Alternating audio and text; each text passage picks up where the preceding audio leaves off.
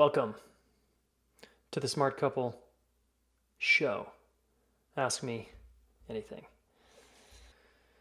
All right, so this question this week is from Taylor, and he's asking about marriage.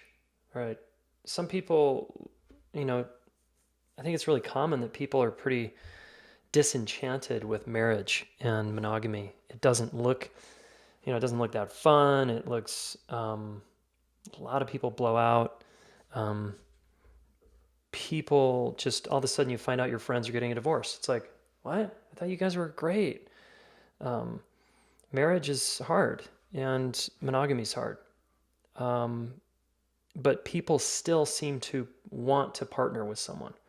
Doesn't mean you have to get married, but that seems to be the consensus. And, I was pretty bitter on marriage myself prior to getting married and having kids.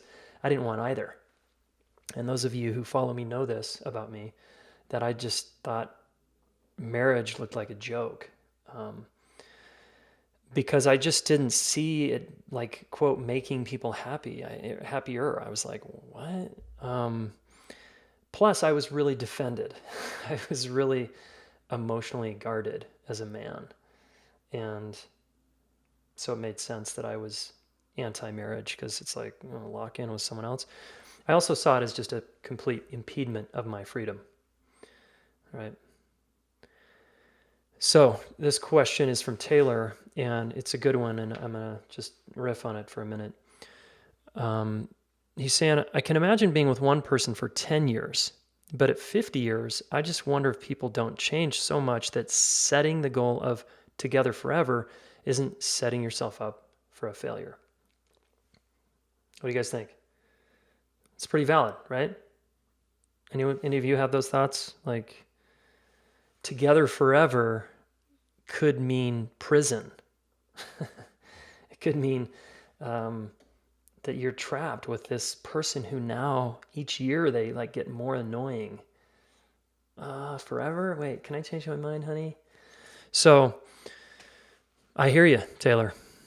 And so Taylor asks, what does marriage mean? What is an actual functional definition of marriage? And are lifelong 50-year relationships natural or even desirable? What do you think? So what does marriage mean? Let's start there. I think this is actually pretty important. Let's assume Taylor is curious about marriage and skeptical here, and that, he's just not like seeing the benefits, which again makes sense if you look around. So what does marriage mean? Well, if you look it up, this is actually pretty funny. Let me give you the definition. If you just Google the word marriage, it shows up and it says, the legally or formally recognized union of two people as partners in a personal relationship, historically, and in some jurisdictions specifically, a union between a man and a woman. Now, how boring and dry is that definition? A legally or formally recognized union of two people. Who wants to be a part of that? It's so bad. Here's the second definition of marriage, is a combination or mixture of two or more elements. Now we're getting somewhere. Okay. And they use the example of like union, alliance, fusion, mixture, mix, blend, amalgamation, combination, merger, a marriage of jazz, pop, and gospel. Okay, when you marry someone, it's like that. It's a marriage of gospel and hip hop. It's a marriage of reggae and Tchaikovsky. Usually it's like, it's oil and water. It just seems to not really jive down the road. Now, initially it's like, oh, we're making music, we're making love. It's a union and it's beautiful. But over time, I think what Taylor's picking up on here is that marriage doesn't get easier. And it's not like you jam together like good musicians do. You start to, wait, I don't like your song. I don't like the way you're playing. That's not what I had in mind. And pretty soon you can't find a middle ground. And that's just how most people play music together when they're married. The metaphor of music, okay? Follow me here.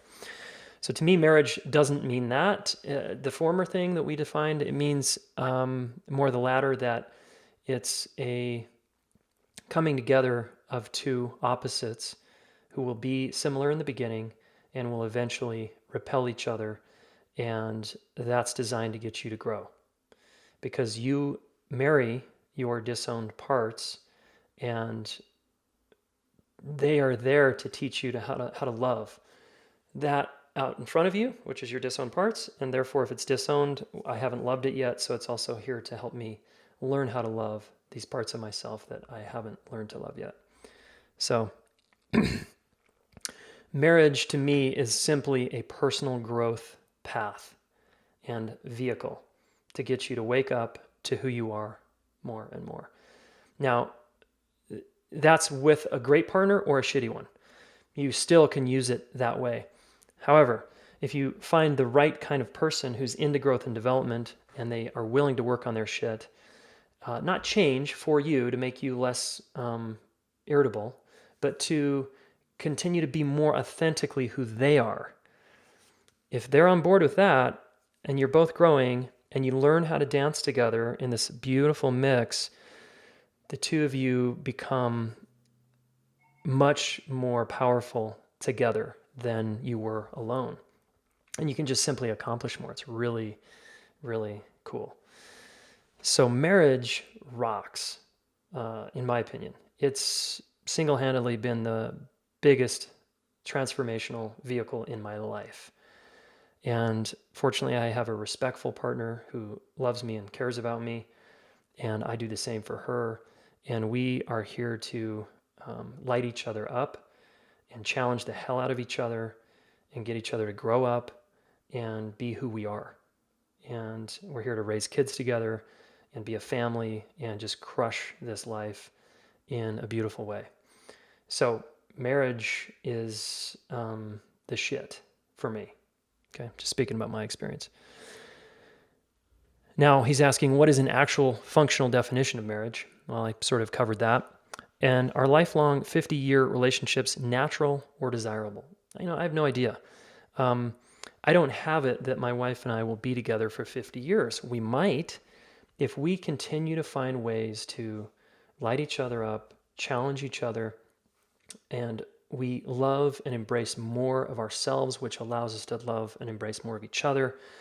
And we continue to just kick ass in life and have fun and work through all of life's challenges together, having each other's backs. And we use the 4 pillars that I teach a lot in my classes. We are going to stay married probably for a long time. However, if for whatever reason, and her and I are very open about this, if for whatever reason we are not, we just reach some summit or something, or one of us gets more authentically ourselves and now our truth is something else, we're just going to keep opening that door and talking about it and seeing where that takes us. So it's not, to me, it's not about staying together forever. That's not my aspiration. I don't think it should be yours. But it's about when you make a commitment with someone, part of the beauty of marriage is you stay in the fire and you work your shit out, but you can't do that with a resistant partner. You both have to be a hell yes to growing and developing yourself. And if you do that, marriage can be an extremely amazing container for you to be who you are. But you got to find that person. And so 50 years later, maybe. I know plenty of people that are in my parents' generation that are still married after 50 years.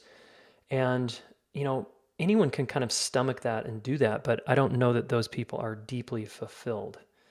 And a lot of those, back in my parents' generation, they didn't have access to all the tools we have now.